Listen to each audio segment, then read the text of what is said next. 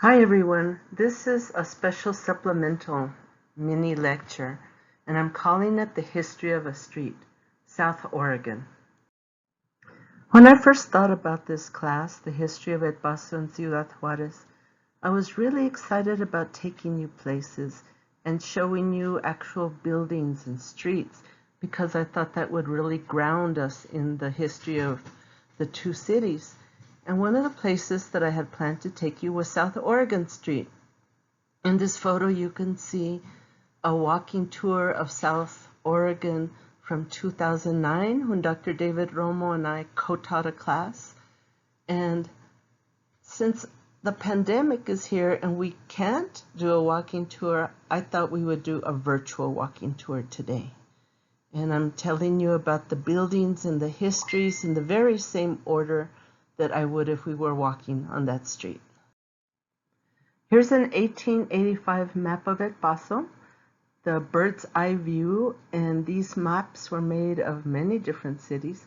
I've highlighted South Oregon Street on this map. And if you look very closely, you can see some of the buildings that still exist on South Oregon.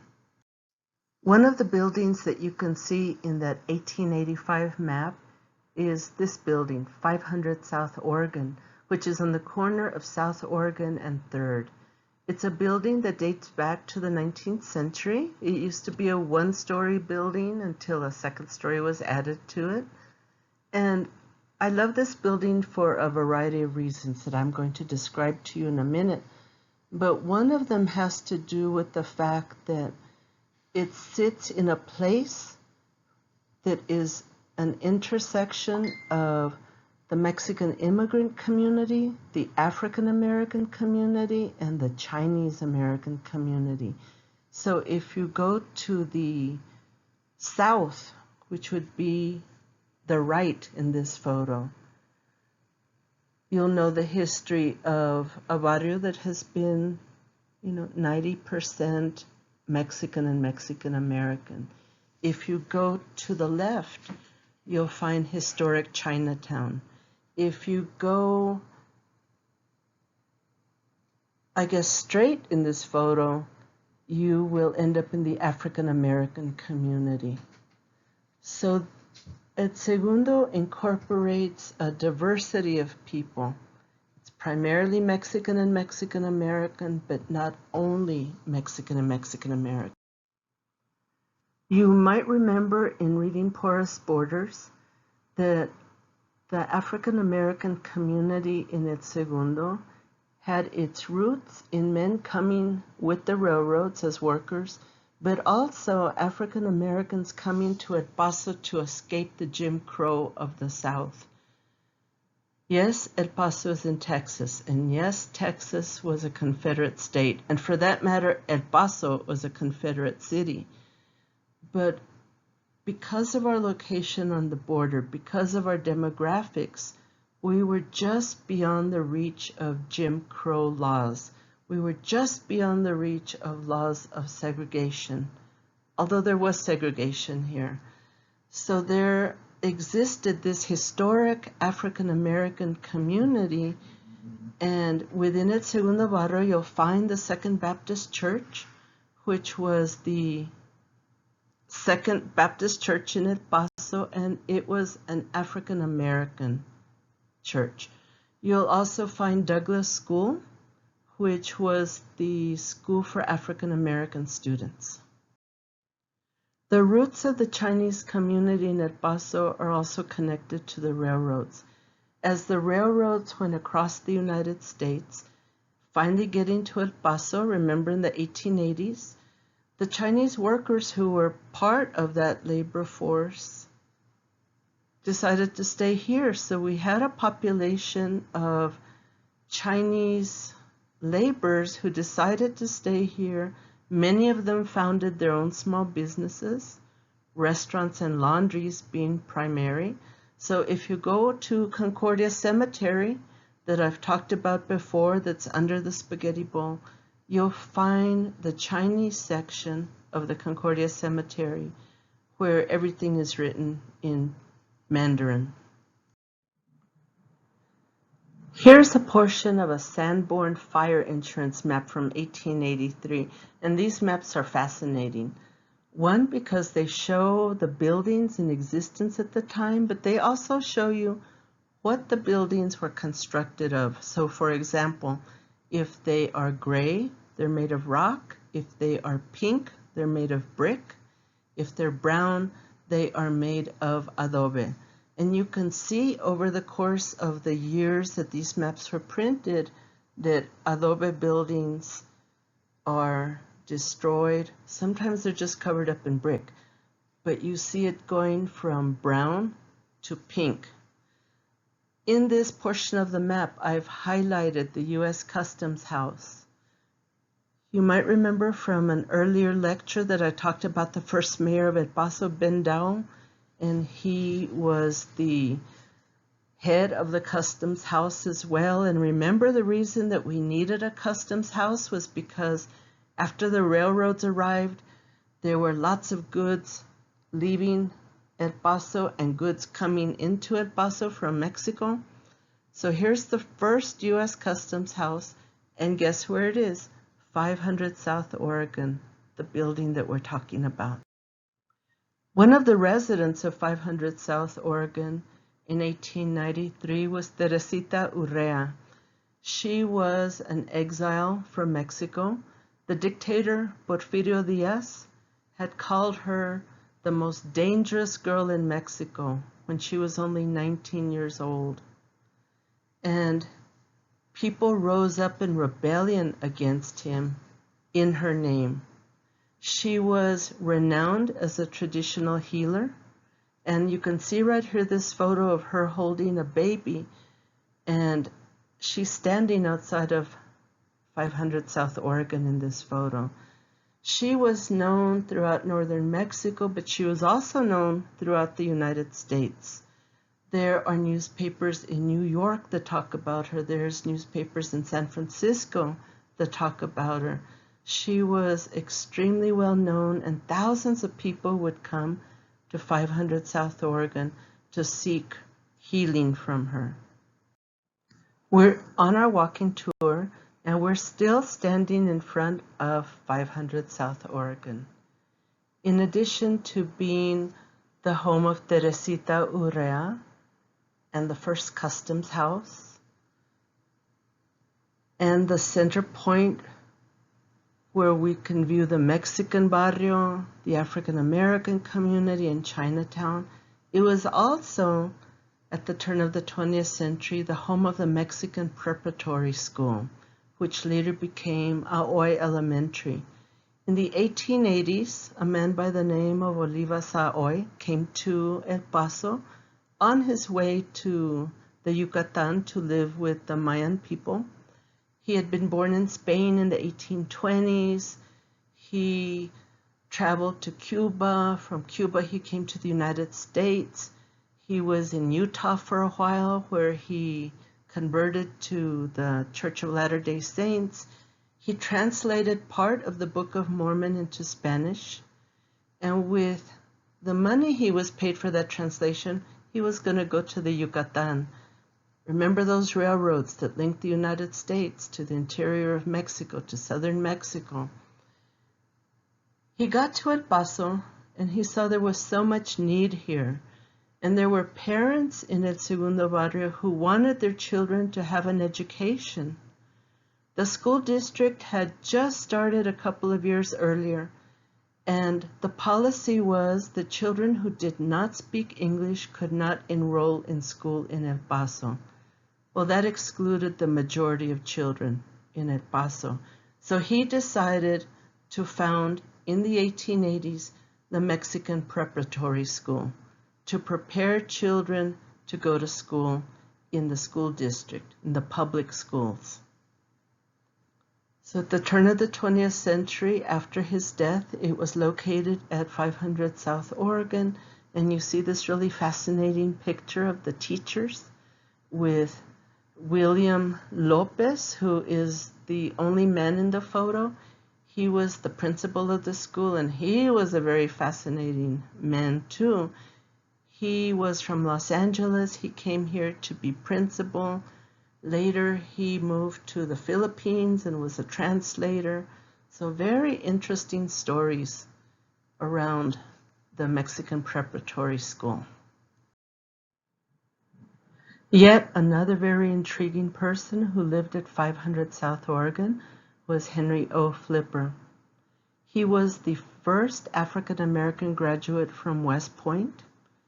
He was dismissed from the Army in 1882, and he always maintained his innocence and believed that it was part of a campaign to kick him out of the Army, which could very, very well be so. He was having a very successful military career before that. When he was dismissed from the Army, he came to El Paso, rented an apartment at 500 South Oregon, and began to work as an engineer. He worked for a company founded by ex-Confederates. He later went to live in northern Mexico for over a decade. He worked for Colonel William Greene that I mentioned in a previous lecture when I talked about the influence of American businessmen in northern Mexico during the Porfiriato. And he led a very long and successful life, working as an engineer, working in the field of not being an attorney, but with legal studies. He translated books and documents from Spanish to English. But in 1892 and 1893, he lived in an apartment at 500 South Oregon. We're leaving 500 South Oregon now, but we're still on the 500 block of South Oregon. And on our left, going south, we're going to see the Robert Krakauer Memorial. Jacob Krakauer was an immigrant to the United States, and he founded one of the most successful hardware companies in the city, along with his business partners. There was a very unfortunate incident where his son was killed in a hunting accident. So the community came together, particularly the Jewish community, to build something in his honor. And they built the Robert Krakauer Memorial. It served as a social services center. It served as a place for people who had no home. It served at one point as a child care center. It was always very, very much centered around assisting the community. And it's a beautiful brick building that still is there today. Although very sadly, the current tenant has chipped away where it says Robert Krakauer Memorial. Now we're walking again south on South Oregon, and we come to the 700 block of South Oregon. And we see on our left, Sacred Heart Catholic Church. Sagrado Corazón, or Sacred Heart, was dedicated in 1893, founded by an Italian Jesuit, Padre Pinto, and it has served the community of El Segundo Barrio for many, many years up until today. I'm going to talk in a second about the school attached to the church, but the church continues to provide classes. It has a gym where kids hang out after school. It provides GED classes. It has assistance for immigrants and refugees, and it's a very, very historic church. In the 1920s, it was remodeled because the population of El Segundo was just booming, so it couldn't hold all the people going to Mass. In 1892, the year before Sacred Heart was actually dedicated, Sacred Heart opened a school for children, the Sacred Heart School. So it has a very complex history. When it was first founded, and the teachers were nuns, Euro-American nuns. They had very specific kinds of attitudes towards the children. One of the early nuns, in fact, the first principal of the school, talked about how the Mexican boys that were her students didn't know how to use a door, so they would go out the window. And I find that a little difficult to believe. After the Mexican Revolution, when the Mexican government and the new Constitution of 1917 incorporated a lot of anti-Catholic and especially anti-clerical language, there was a rebellion by conservative Catholics called the Cristero Rebellion, and many priests and nuns fled Mexico in the 1920s and came to the United States. So in the 1920s, Sacred Heart School had nuns teaching the students, and they were from Mexico. And this really changed the way that the education happened in Sacred Heart. If you read newspaper accounts of the kinds of school programs that were there, you're going to find that the children were singing American patriotic songs, but also Mexican patriotic songs. And they were reading poetry in English, and they were reading poetry in Spanish. So it very much reflected the bicultural, bilingual population here in this city. In 2011, I met the father of one of my classmates from when I was little. And his father at the time was 90 years old, and he had gone to Sacred Heart as a kid in the 1920s. And he told me that his parents had pulled him out of Sacred Heart because they didn't want him in a bilingual school. They wanted him only to speak English. And that reinforced what I knew about the school, was that it was very bilingual at the time. Very interesting. And the school was open for many decades. Standing in front of Sacred Heart Church and School, I want you to turn around and look across the street. You'll see the Pablo Baraya Apartments. This building was built in 1910, and it became the Pablo Baraya Apartments in about 1930. But what happened in the 1910s during the Mexican Revolution in this building is pretty amazing. The first great novel of the Mexican Revolution, Los de Abajo, or The Underdogs, written by a man who had been a doctor with Pancho Villa's forces, Mariano Azuela, was written here and published in serial form in a newspaper. The newspaper was called the Paso del Norte. The daughter of the publisher of the newspaper also wrote an autobiography that was published here in the United States in the 1980s. Now we're going to keep walking south on South Oregon, and we're going to take a left on Father Ram Street, just past Sacred Heart School. And on the left, we're going to see the Sacred Heart Church gym, which has a history of its own. If you ever take Texas politics or Texas government, I don't know what it's called anymore, or if you study Mexican-American politics or Chicano history, you'll learn about La Raza Unida Party, which was a third party founded back during the Chicano movement. They had a conference in this gym in the 1970s, and that's where they chose the name La Raza Unida Party.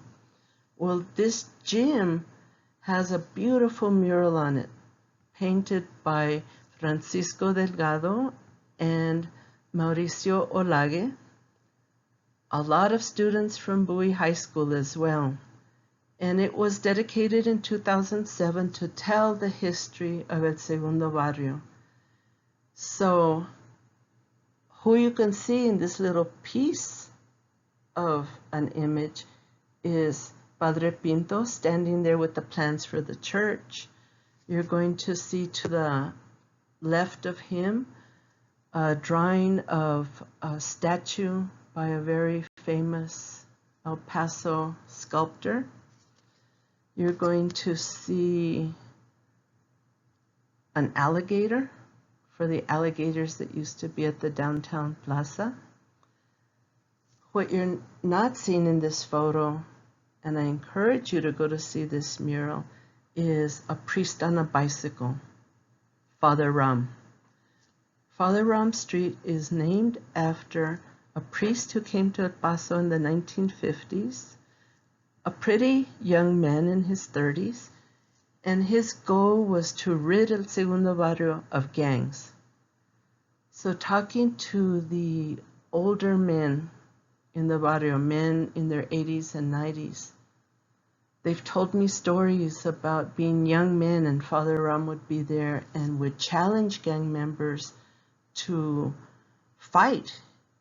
And they didn't know he had been an award-winning boxer.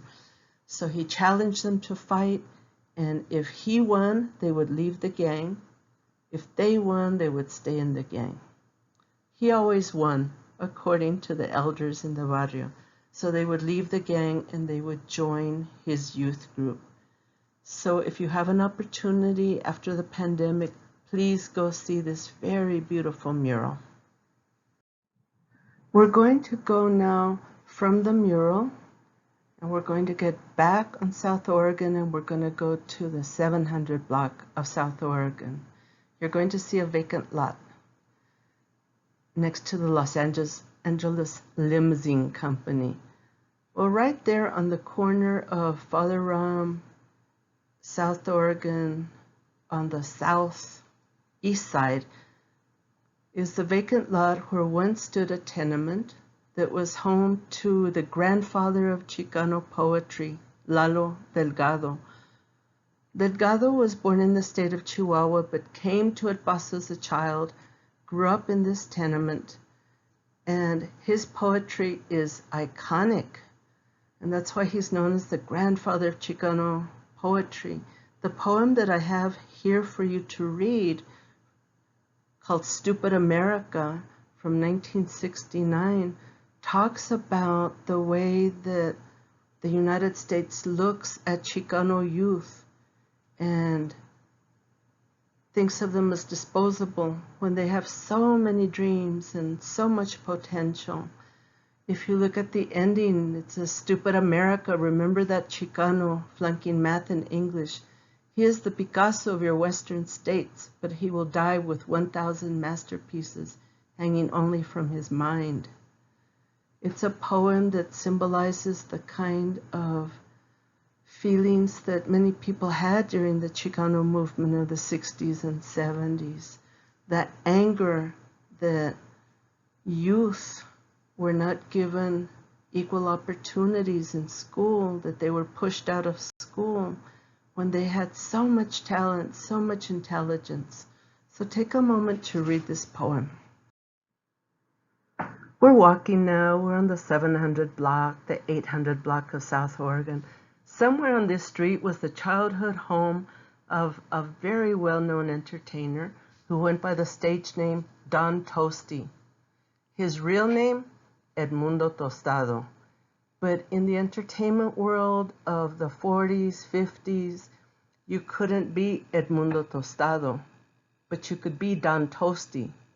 He used to say that when he was 9 years old, he played in the El Paso Symphony. I've never been able to prove it, but that's what he used to say. There's a wonderful interview with him on YouTube where he's an older man by that point, and he's very charming. So Don Toasty was the first Latino million-selling composer, and it was for a song called Pachuco Boogie.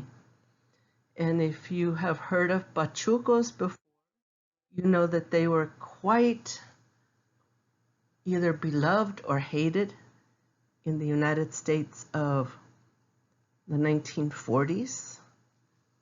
They were in zoot suits. It was considered unpatriotic because the zoot suits used so much fabric, but it was very much a youth culture. And if you ever listen to Pachuco Boogie, which is also on YouTube, you will hear him talking a lot of caló. And caló sometimes is referred to as slang, but it's not slang. Galo is this incredible linguistic combination of Spanish, English, archaic Spanish, the Romani language, and also Nahuatl, an indigenous language. So it is this incredible mixture of languages, and it's very creative. So I hope you listen to Pachuco Boogie. Now we are on the 900 block of South Oregon, and on our right to the east is the Border Farm Worker Center.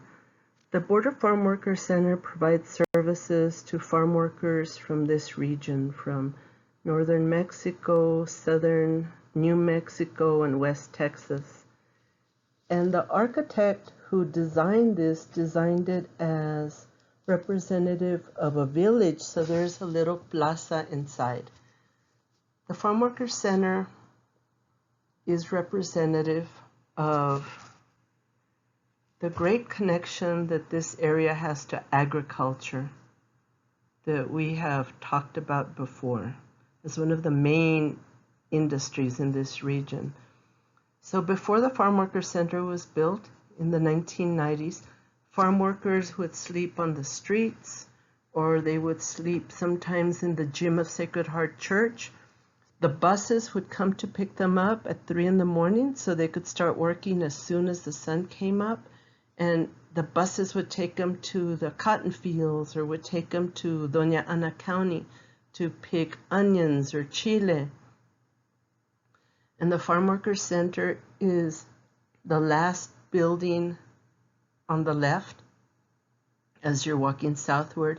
Directly across from it is a Border Patrol station. And then right past the Border Patrol station, if you look up, you can see the bridge between El Paso and Ciudad Juarez. I want you now to turn around and look northward.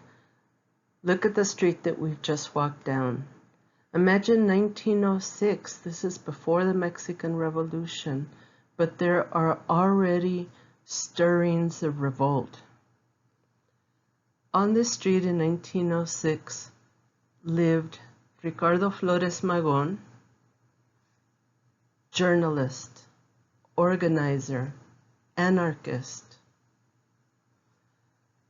He fled Mexico after being persecuted and arrested by the government of Porfirio Díaz for having edited newspapers against the dictatorship. He went in 1905 to St. Louis, Missouri, and founded the Partido Liberal Mexicano. In 1906, he came to El Paso and he was in hiding somewhere on this street. He ended up being arrested for espionage by the United States and was sentenced to a prison term in Leavenworth Prison, where he died. One of the connections that El Paso has to the Partido Liberal Mexicano, or the PLM, is the newspaper that was written and edited here called La Voz de la Mujer, the Voice of the Woman, that was an anarchist newspaper written for women. So we have considered a lot of history walking down these streets from Paisano to the border highway. And I want to tell you a little bit about a museum that told this history, that highlighted the history of El Segundo Barrio, Museo Urbano. Museo Urbano was founded in 2009 when the centennial of the Mexican Revolution was about to happen, and it opened on the centennial of the Battle of Juarez, which was in May 1911. And guess where it was? It was at 500 South Oregon, the building where we first started this tour. The picture that you see here on the left was the opening day, and you could see that many people attended. You can also see on the walls that there are murals.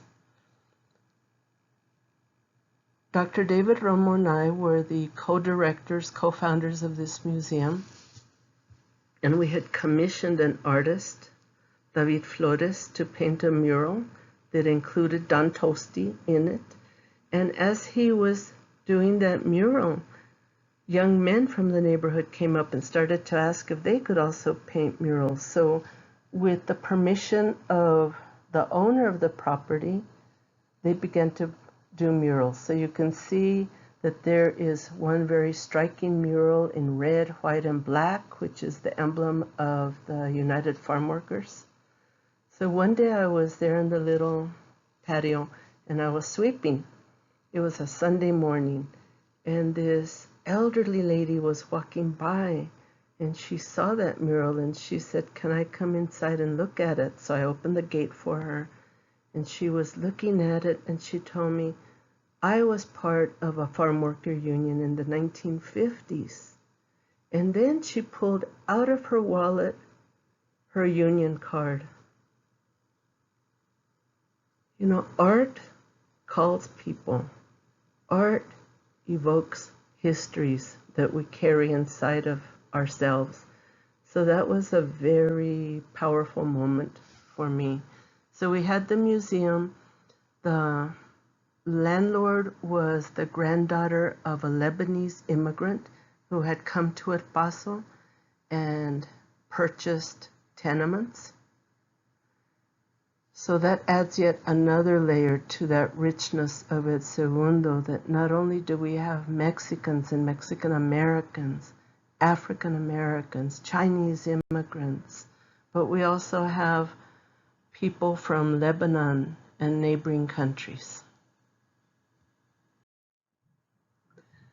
I want to mention, now that we are at the end of our tour, that in 2006, the city of El Paso approved the Downtown Revitalization Plan. And this plan included the demolition of 127 acres of El Segundo Barrio, including everything we just walked by, everything we just talked about. Eventually, they agreed not to demolish Sacred Heart Church, but the pastor of the church at the time, Father Rafael Garcia, said, "A church is made up of its people. If you demolish everything around this church, it won't be a church."